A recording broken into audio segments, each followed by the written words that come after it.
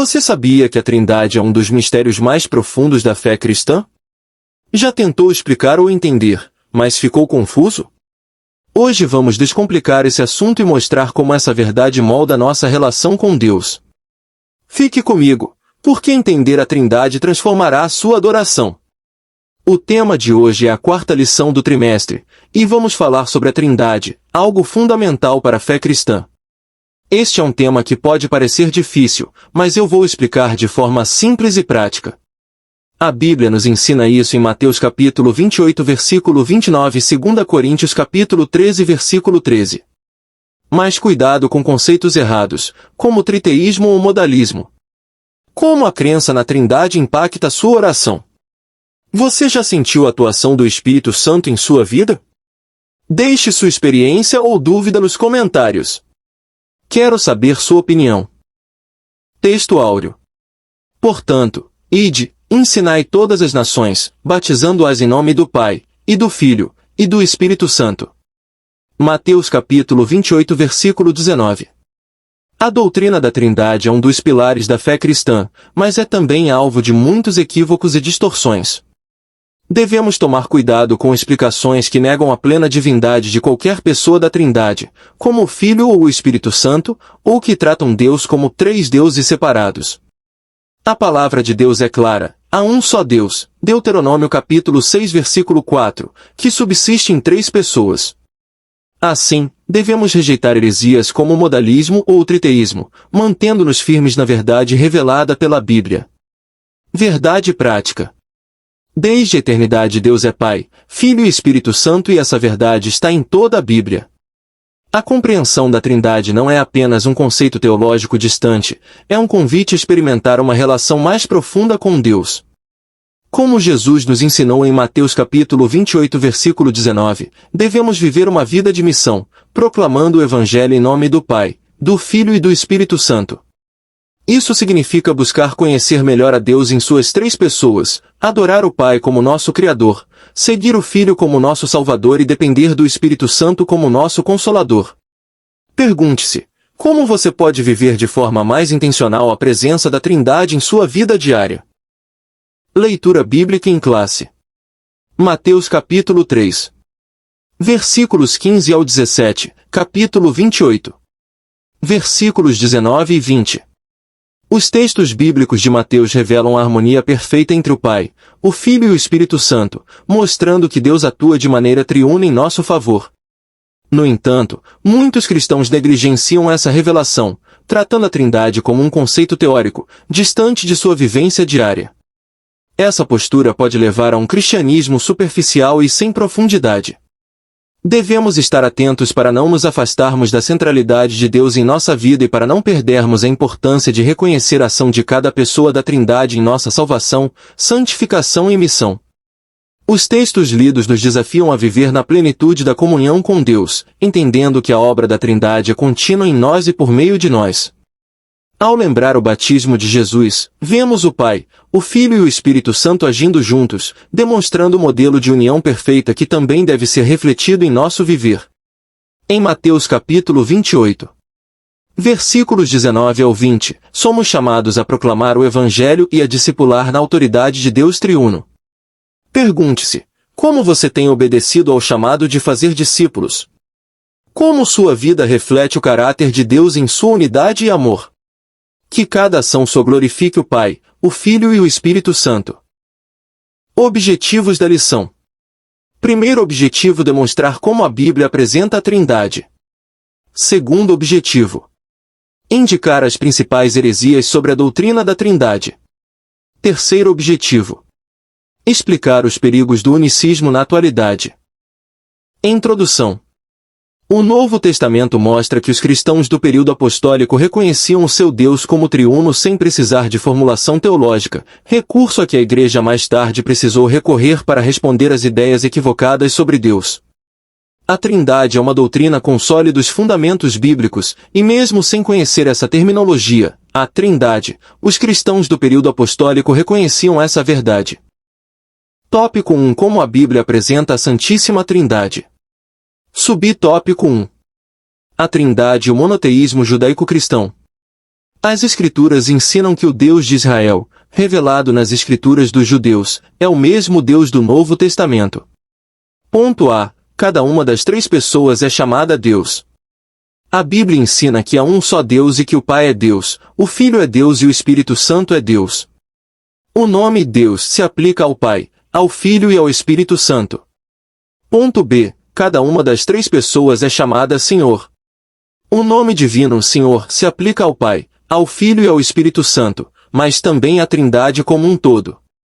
Ponto C. O monoteísmo bíblico não contradiz a Trindade. Ouve, Israel, o Senhor, nosso Deus, é o único Senhor. Essa confissão de fé no judaísmo usa a palavra hebraica Keshad, que indica uma unidade composta. O mesmo termo é usado para marido e mulher serem uma só carne.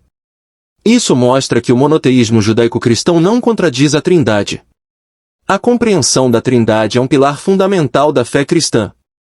No entanto, desconsiderar a harmonia entre o monoteísmo bíblico e a Trindade pode levar a heresias, como o unicismo ou a negação da divindade de Jesus e do Espírito Santo.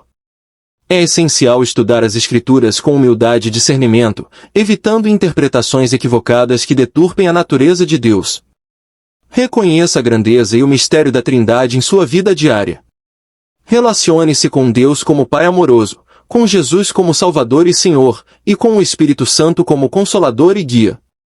Permita que essa compreensão fortaleça sua fé, leve você a uma adoração mais profunda e motive um testemunho firme sobre o Deus único que se revela em três pessoas. Subtópico 2. Evidência no Antigo Testamento. Essa doutrina está implícita desde o Antigo Testamento, pois há declarações que indicam claramente a pluralidade na unidade de Deus. E disse Deus, façamos o homem à nossa imagem, conforme a nossa semelhança, disse o Senhor Deus. Eis que o homem é como um de nós, e o Senhor disse. Eia, desçamos e confundamos ali a sua língua, para que não entenda um a língua do outro.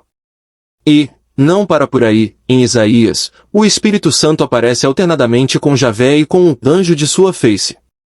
É importante compreender que, embora a doutrina da Trindade esteja implícita no Antigo Testamento, sua revelação completa ocorre no Novo Testamento.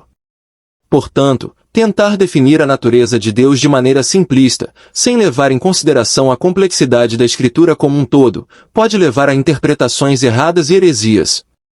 A Trindade não é uma invenção humana, mas uma verdade revelada por Deus, que deve ser respeitada em seu mistério. Reconhecer a Trindade desde o Antigo Testamento nos ajuda a entender o caráter imutável de Deus. O Pai, o Filho e o Espírito Santo sempre estiveram presentes em nosso meio, trabalhando juntos para a salvação da humanidade. Isso deve nos inspirar a viver com uma consciência mais profunda da presença de Deus em nossa vida cotidiana, buscando refletir a unidade e o propósito divinos em nossos relacionamentos e ações. Subtópico 3. Revelada no Novo Testamento. A Trindade bíblica, ou seja, a Trindade em si mesma, pregada pelos cristãos, consiste em um só Deus que subsiste eternamente em três pessoas distintas. Ponto A. A Trindade em si mesma.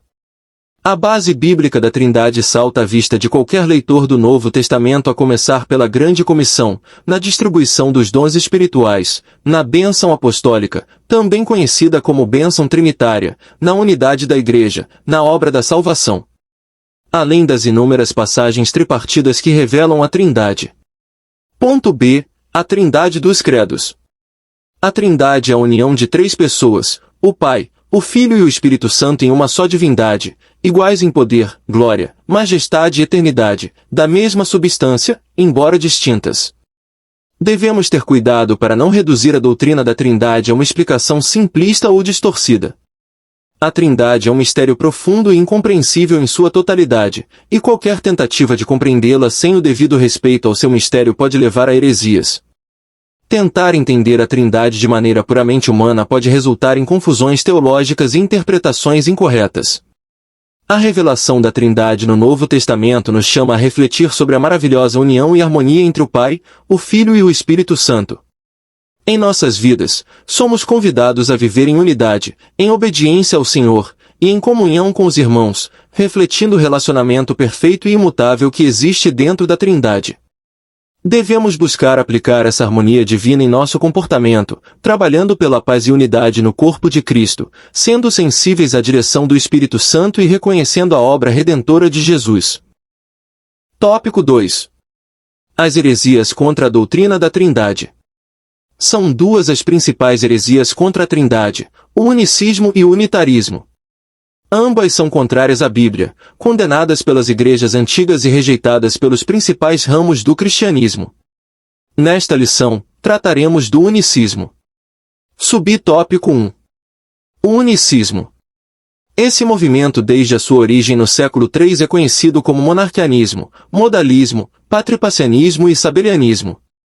Os principais heresiarcas representantes desse movimento foram Noeto, Práxeas e Sabélio. O unicismo não nega a deidade absoluta do Filho e nem a do Espírito Santo, mas negam a Trindade, pois confundem as pessoas. A heresia consiste em negar a Trindade, pois ensina ser o Pai, o Filho e o Espírito Santo uma única pessoa e não três pessoas distintas em uma só divindade. A Bíblia ensina o monoteísmo, ou seja, a existência de um só e único Deus eternamente subsistente em três pessoas distintas. É como afirma o nosso cremos em nossa declaração de fé. É importante ter cuidado com heresias como o unicismo, que distorcem a verdadeira natureza de Deus e a revelação bíblica. A confusão entre as pessoas da Trindade pode levar a uma compreensão errada da salvação e da obra de Cristo, prejudicando a nossa fé e relacionamento com Deus. Lembre-se de que a Bíblia ensina claramente que o Pai, o Filho e o Espírito Santo são distintos, mas trabalham em perfeita harmonia para nossa redenção. Em nossa caminhada cristã, é essencial que cultivemos uma compreensão profunda da Trindade, pois ela nos ajuda a entender melhor a obra de Deus em nossas vidas. O Pai nos criou e nos sustenta, o Filho nos salvou com seu sacrifício na cruz, e o Espírito Santo nos guia e fortalece. Ao refletirmos sobre essas verdades, podemos fortalecer nossa fé e viver em comunhão com Deus em suas três pessoas. Subtópico 2. A verdade bíblica. Ninguém no mundo chega à conclusão unicista simplesmente pela leitura da Bíblia, pelo contrário, salta à vista de qualquer leitor a distinção dessas três pessoas da Trindade, a começar pelo batismo de Jesus. Diversas vezes Jesus deixou claro que ele é uma pessoa e o Pai outra embora sejam eles o mesmo Deus. Com frequência, ele se dirigia ao Pai como outra pessoa, também, nos seus discursos e na oração sacerdotal em João 17. Trata-se de um relacionamento do tipo eu, tu, ele. Quando Jesus anuncia a vinda do Consolador, ele emprega a terceira pessoa. A Bíblia ensina que Jesus é o Filho do Pai e não o próprio Pai. Isso significa que não pode ser o próprio Pai do mesmo Filho. É crucial que, como cristãos, não se deixem enganar por doutrinas que buscam distorcer a natureza de Deus.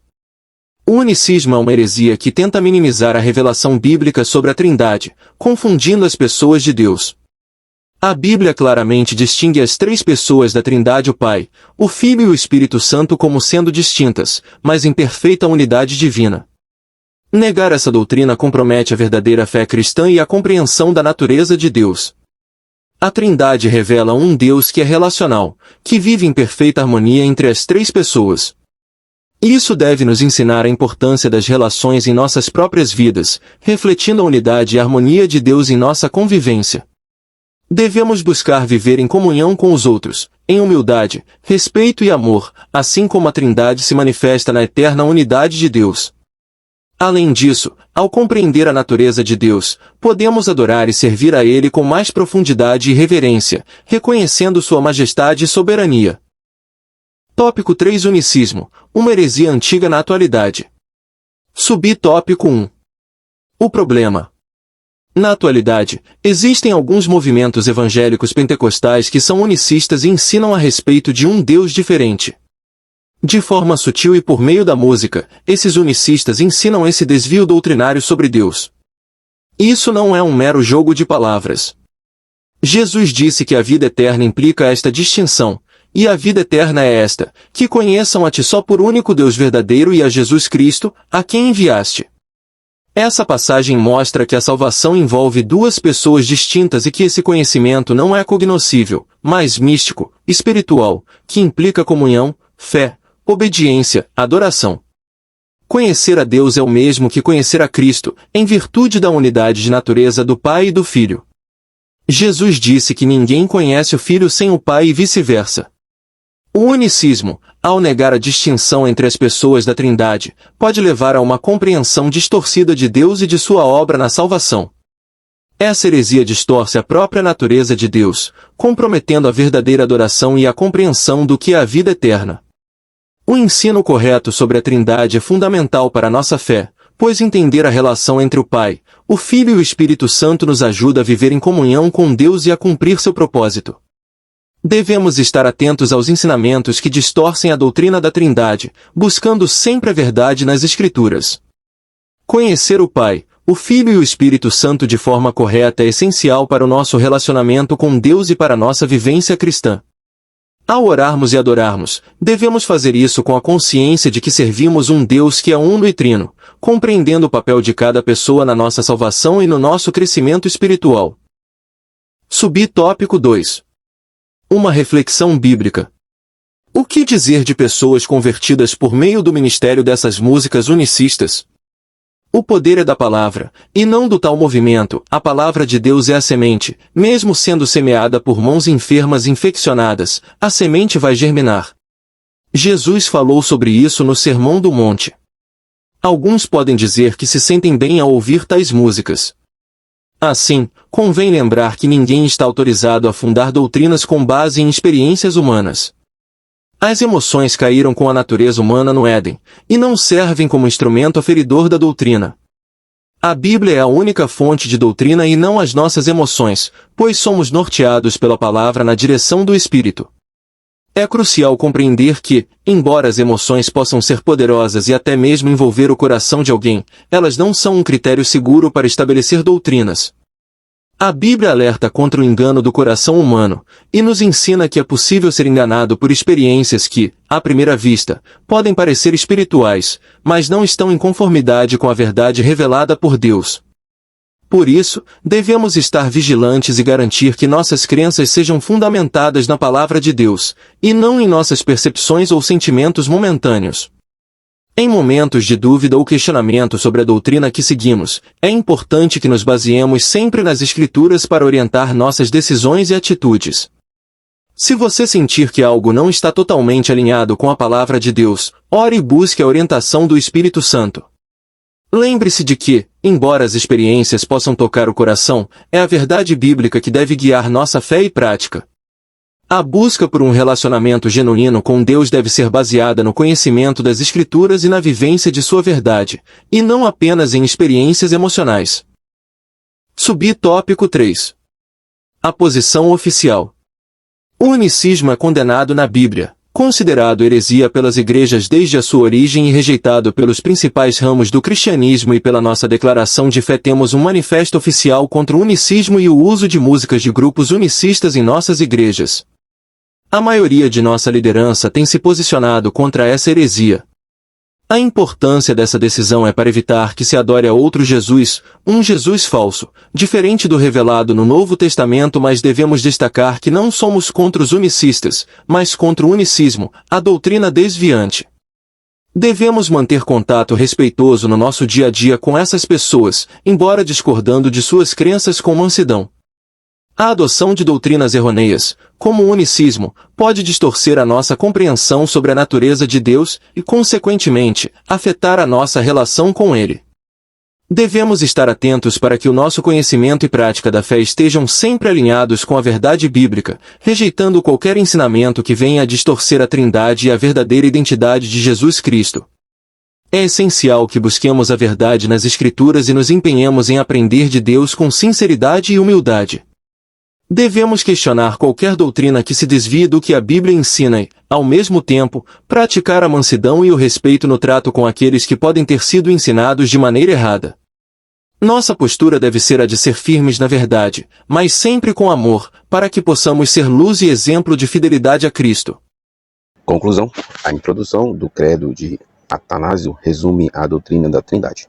Todo aquele que quer ser salvo, antes de tudo, deve professar a fé cristã, a qual é preciso que cada um guarde perfeita e inviolada, ou terá com certeza de perecer para sempre.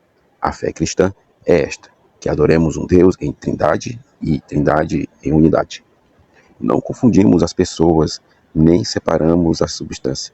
O problema é que os unitaristas separam a substância e os unicistas confundem as pessoas e assim creem num Deus distinto do que é apresentado pela Bíblia.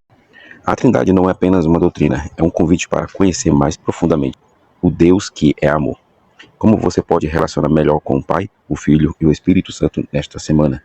Se este vídeo te ajudou, curta, compartilhe e inscreva-se no canal para mais conteúdo como este.